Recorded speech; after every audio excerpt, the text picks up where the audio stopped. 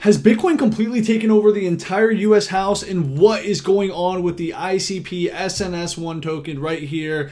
Guys, we got a lot to cover. Before we get to all this, we're going to go straight to the coin market cap. We're going to be taking a look at the market. As you can see, we've kind of just been trending around just a normal bear market activity. Not too much going on here. A standout player definitely has been Solana. As you can see, Solana's been up almost 22% in the last 7 days, holding strong. As you guys know, if you follow me on Twitter, I've been talking about Solana a little bit lately. They have a pretty robust ecosystem. Solana DeFi is going crazy. The Solana influencers are going crazy, but we'll talk about that. We'll save that for another video. And on to the charts. Let's just take a look at the price of Bitcoin. As we know, Bitcoin's sitting around 27K. We recently saw a little pump. And we've also seen the stock market kind of going a little bit back and forth. The stock market's been on a bit of a correction. But what's been driving this whole move? What drove this recent move up for Bitcoin and the S&P 500 as well? Well, it's really the dollar. The dollar has been moving up lately, and it's been sucking liquidity out from these other markets. Now, the dollar, if you didn't know, this DXY trades in a basket against all the other major foreign currencies. When the dollar sucks liquidity out of the other markets, well, the stock market goes down, Bitcoin goes down, which means crypto goes down. And gold has been plummeting a lot lately too. Just take a look at this. Gold has been getting absolutely wrecked. Silver's been getting wrecked. Oil's been getting wrecked. And let's take a look at the Bitcoin mining stocks. If you know me, you know I'm big on the Bitcoin mining stocks. Bitcoin mining stocks have been doing okay, along with Bitcoin that recently pumped and kind of dumped. But the only real cryptocurrency that's kind of held up from this little rally is Solana. As you can see, your Solana spiked to $24, then came down a bit, and now it's just chilling around $23. But let's get right into the news. Guys, first story of the day, Kevin McCarthy, the Republican House Speaker, just got removed yesterday. Pretty crazy stuff. He became the first person to ever get removed from the House. Pretty ridiculous. 6 Republicans voted to get him out, and all the Democrats voted to get him out. Pretty insane stuff. Now, why does this matter? What does this have to do with crypto? Well, first of all, American politics pretty much affects the whole entire world, so you should probably, kind of stay in the loop with the whole thing. But here's what's going on. U.S. Congressman Patrick McHenry is now becoming the temporary Speaker of the House, and he is a very vocal Bitcoin bull. He has multiple tweets talking about how he's bullish on Bitcoin and all that good stuff. So this is very good. There's all this talk about how the government's going to ban Bitcoin, ban crypto, all that. Not happening. Definitely not happening. There's way too many people in Washington who are pro-Bitcoin, pro-crypto. And to our next thing, one of the first things Patrick McHenry did was he ordered Nancy Pelosi to get out of her Capitol office. This is absolutely hilarious. You guys probably know Nancy Pelosi. She's literally one of the biggest frauds, biggest grifters in U.S. history. Trading genius, I guess. Complete just insider trading. Complete grifter. Get her out of here. She's got to go. Next story. Judge rejects SEC motion to appeal Ripple XRP ruling. As you know, the SEC's just been getting slammed in court, completely tossed around. And it seems like the judge is just like, we don't care. We're on Ripple's side. And we know the SEC has been absolutely terrible. They have not been protecting any investors. They've really just been hurting people and attacking, people creating financial vision, creating the future of tech. Doesn't make a lot of sense. They don't go after the right people, which is very interesting. There's some pretty obvious actors that they could go after, kind of like their guy, Sam Bankman-Fried, who they were in cahoots with a little, before the whole crash. But, we're going to move on from there. Next story, SEC once again. The SEC asked a judge to deny Coinbase's motion to dismiss its lawsuit. Coinbase is trying to get, the SEC out of here. I think Coinbase is probably going to end up winning this whole thing. I don't think, the SEC has been taking L after L after L, and deservingly so. It's pretty corrupt what they're doing. And take a look at this.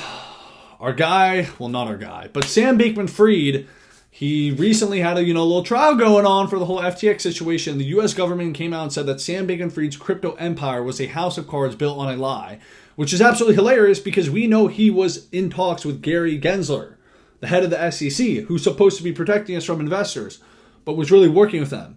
He was also, I think, one of the largest donors to the Democratic Party. I think Joe Biden's second biggest donor, and also a large donor to the Republican Party. He had them both on strings. Absolutely insane.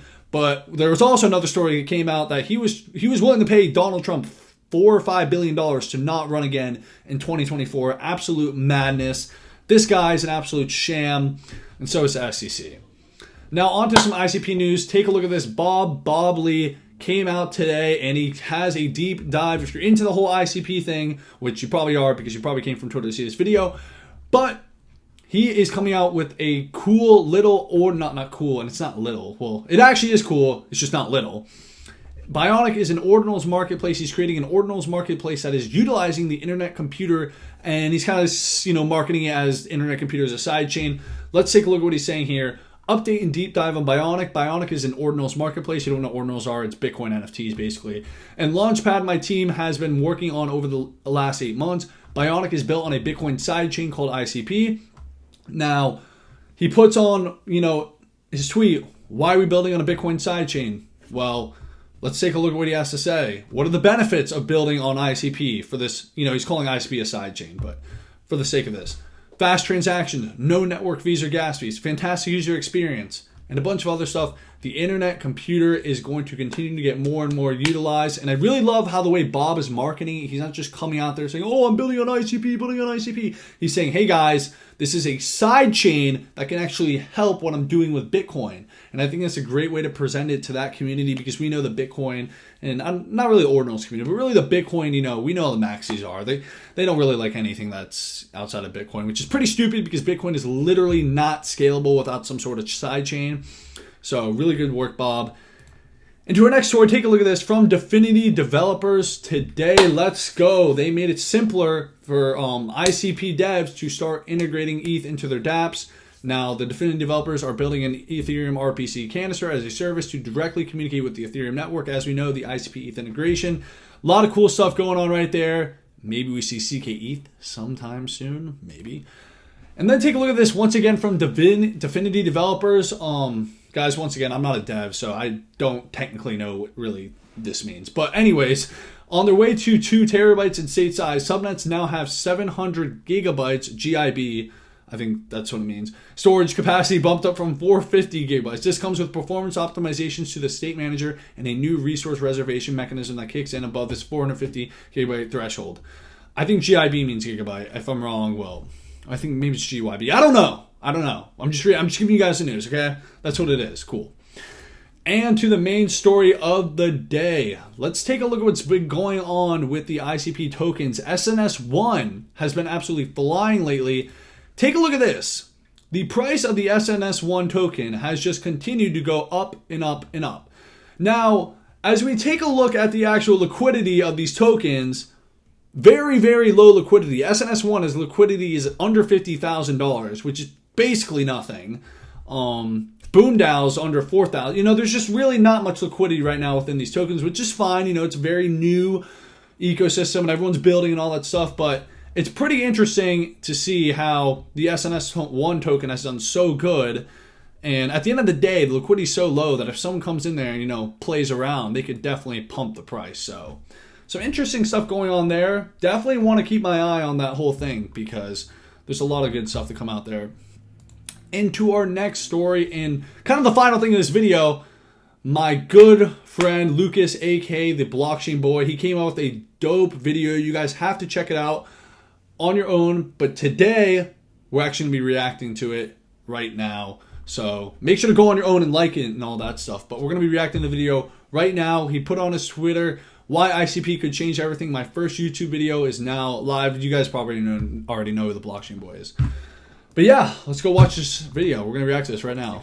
Dominic Williams wondered if it was possible to subvert the limitations of what blockchain had to offer. He wondered, was there a way to truly realize the decentralized future we all dreamed of? Was it possible to achieve decentralization infinitely? Tell me that intro is so fire.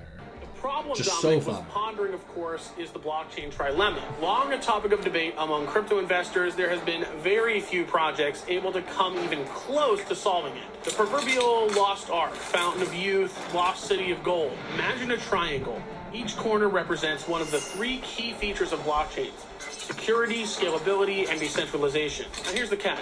Achieving perfection in all 3 areas is kind of like trying to be in all 3 corners of a triangle at the same time. Quite the dilemma indeed. Firstly, security. We want all our transactions and data to be safe and tamper-proof. Without strong security, nobody in their right mind— security is one of the biggest parts of the blockchain. We need that security. —would trust the blockchain, and all its potential benefits would be for naught. Next, scalability. This is all about how many transactions a system can handle in a given time. Think about it. If we're going to compete with traditional payment systems and computer systems, blockchains need to be fast and capable of handling lots and lots of transactions. Lastly, we have decentralization. This ensures that power and control aren't centralized within one entity or a small group. Decentralization gives blockchains their unique trustless nature, removing the need for intermediaries and making them resilient to censorship, okay? Everybody knows this is the most important thing. The blockchain trilemma claims that, at best, a blockchain can only truly excel in 2 out of these 3 properties. Do you want super security and great decentralization?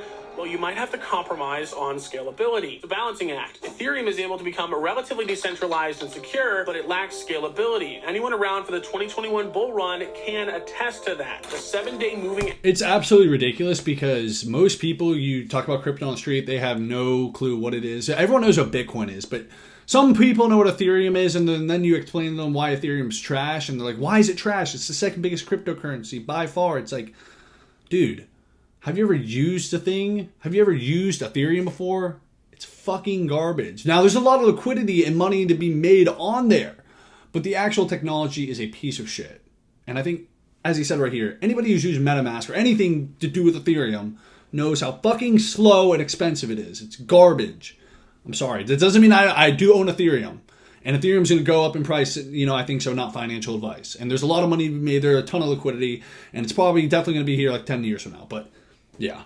Average cost of a transaction was $11.14, but increased to as high as $55 at the end of the year, requiring layer 2 solutions to even have a hope at scalability, not to mention oracles like Chainlink and file storage solutions like Filecoin just to run decentralized apps. Hedera Hashgraph, on the other hand, manages to be scalable and secure, but HBAR isn't really decentralized, not really at least. The corporate world's answer to blockchain technology using Hashgraph, decentralization is a bit of an afterthought for them. After all, they simply turned off the network in mid-2023 as simple— they just put out a fucking tweet and turn that shit off. —as flicking a light switch. Languishing in mediocrity, other L1s and zeros have come and gone, but nothing was able to truly realize the vision we all shared so long ago to seamlessly run DeFi at Web 2 speeds, building truly decentralized, scalable applications. 5 years after Dominic wondered if it was possible, Dfinity introduced the internet computer. If I was to assign a nexus point to great leaps forward in technological advancement within the world of crypto and Web3, I would point you to 3 key events: the Genesis block of Bitcoin, the world's first immutable ledger, Satoshi's vision realized; the Ethereum ICO, the first smart contract platform and the birthplace of DeFi; and potentially the 3rd great leap forward, the introduction of the internet computer on the world stage. Now, all of these are looked upon in hindsight as obvious iterations of the natural flow of progress, but at the time, things were not nearly as white and black as one would have you believe. Every leap forward requires a certain degree of calculated risk and a certain amount of faith in the actual technology behind it. After all, if everyone knew how big Ethereum would become, everybody would have taken out a second mortgage to afford as much of it as possible. I believe that in 10 years' time, it is entirely possible that the genesis of Internet Computer Protocol will be looked back upon with such regard. It will have seemed like it was staring you in the face this entire time, and after watching this video, it might as well have been. Ethereum and other smart contract platforms, layer 1s and zeros, are byproducts of their time. While not to discredit the founders' successful efforts to push the limits of what blockchain tech can do, DeFi, smart contracts, etc., the limitations are clear. Ethereum needs a litany of supporting software to function effectively. Many of these smart contract platforms will always be limited by what Solidity and other similar languages can actually do on chain, hence the need for oracles, roll-ups, off-chain or side-chain processing solutions. Even worse, the use of AWS, Amazon Web Servers, is